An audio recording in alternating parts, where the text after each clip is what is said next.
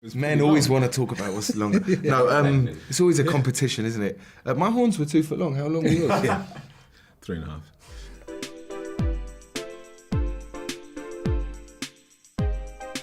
Are you the last one? I'm the last one. Actually, last one? Yeah. I want some more. No, I'm joking. Yeah. Take us home, bro. Let's really eke this out, yeah? Let's try and stretch it out. Yeah, let's stretch out the 4 minutes. Nice. Thanks for having me today, guys. Really appreciate it. Between the horns and the wings for both of you, I love that you two are paired, by the way. You know, it's perfect. Between the horns and the wings, surely Halloween is sorted this year. Yeah, I'm going to be Maleficent on Halloween, and you're going to be Aurora. I'm going to be. And we're going to go around East London and trick or treat and see what happens. I can't wait. That will go viral. Yeah.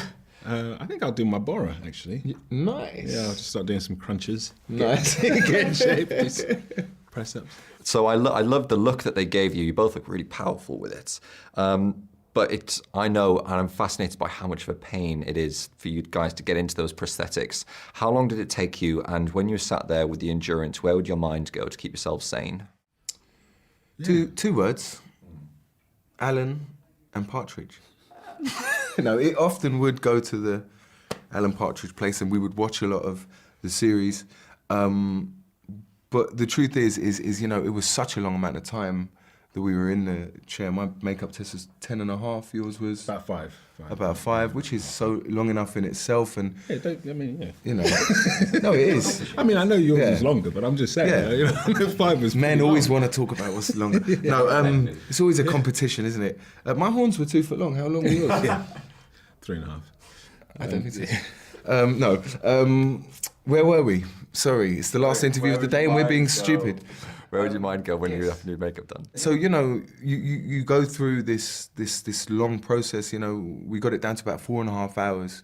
You know, it's still a long time. You're getting there at 3:30 in the morning or whatever.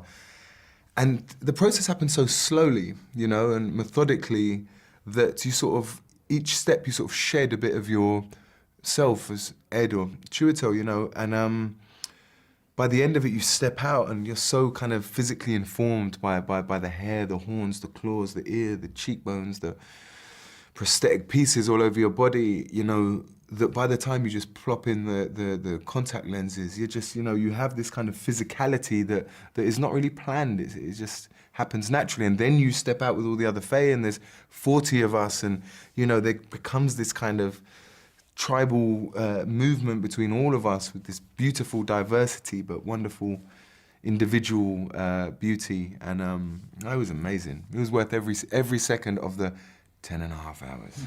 When you get the call to say we'd like you to be part of Maleficent, the sequel for it, is it an instant yes, or is there a few things that you needed to know before you say yes and jump on board? You just wanted to know I was signed on. That first, was yeah. all I needed. And who's playing Bora? Yeah. Yeah, no, it was a pretty much, you know, an instantaneous yes. You know, I'd worked with Angelina before on Salt, and I loved that experience. I loved working with her, and you know, I came late to the first Maleficent, but I saw it and I loved it, and I loved what it had to say. I loved that it was this way of re-looking at these fairy tales and at these kind of binary ideas of good and evil, wicked witches, all of that, you know, and trying to find a different nuance and a different emphasis. And it made me think very deeply about that, actually, about the stories that I had grown up with and had sort of accepted as a child, and that this was the way things are. And feeling that, no, I wanted to be part of something that expanded that and expanded and changed those, you know, kind of well-worn stereotypical character tropes and did something very different with it for young people. And I thought that was a really important and powerful thing to be part of. So I was very excited right from the beginning. And I guess finally, this is your chance, okay? We live in a world now where viewers can find anything on demand. What piece of work of both of yours over the years, TV show or film, do you think people should revisit because it wasn't given enough love first time round? What do you want people to go into your back catalogue and have a watch of? I wouldn't say it wasn't given enough love, but the piece I'm still most proud of is the first movie I ever made. It's called Ill Manners, and we shot it for £150,000, and then it was a mess. So we went back the next year with another £150,000, and you know, pretty much everyone in the cast were just my friends, and we were all just non-actors. you know, trying to, you know, accurately represent our community and the stories of people that we felt hadn't been told. And it was an amazing experience, and, you know, really informed. It was the beginning of this journey, and I'm proud of the movie. So, yeah.